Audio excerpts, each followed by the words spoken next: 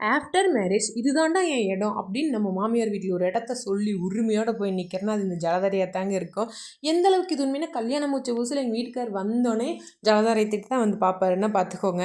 பாப்பா சரி டெய்லி வெளியில் நின்னே பாப்பா சிவனை கும்பிட வச்சு கூப்பிட்டு வரமே, இன்னைக்கு கோயிலுக்கு போகலான்னு தான் கூப்பிட்டு வரதுக்கே பாப்பா ஸ்கூல்லேருந்து கொஞ்சம் லேட் ஆயிடுச்சு இன்னைக்கு. சரி அங்கேருந்து பாப்பா மண்ணிலெல்லாம் விளையாடி இருப்பான்னு சொல்லிட்டு கை காலெல்லாம் கழுவிட்டு கோயிலுக்குள்ளே போகணும் பாப்பான்னு சொல்லிட்டு கூப்பிட்டு போனேன். வீடியோன்னு எடுத்தோம்னாலே இந்த ஒரு போஸை மட்டும் மேடம் மறக்காமல் கொடுத்துருவாங்க.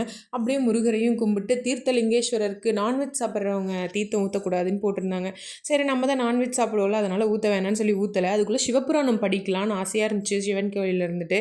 நான் படிச்சுட்டு இருக்கிறதுக்குள்ளே மேடம் சும்மா சிறகை விரித்து பறக்கிறேன் நான் சின்ன பறவை அப்படின்னு சொல்லிட்டு அங்கேயும் இங்கேயும் பறந்துகிட்டே இருந்தா.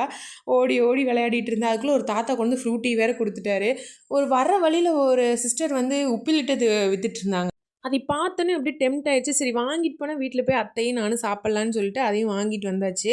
வர்ற வழியில் அங்கே முருகரை பார்த்துட்டு வந்து இங்கே பார்த்தா 2 மயில் வீட்டுக்கு முன்னாடி இருந்துச்சு. சரி ஓகே ஹாய் அப்படின்னு சொன்னா ஜியா. சரி வான்னு சொல்லி உள்ளே போய் அதையும் சாப்பிட்டு நைட்டுக்கு சேமியா செய்யலான்னு வேக வேகமாக வெங்காயம் எல்லாம் உரித்து எல்லாம் ரெடி பண்ணிட்டு இருந்தேன்.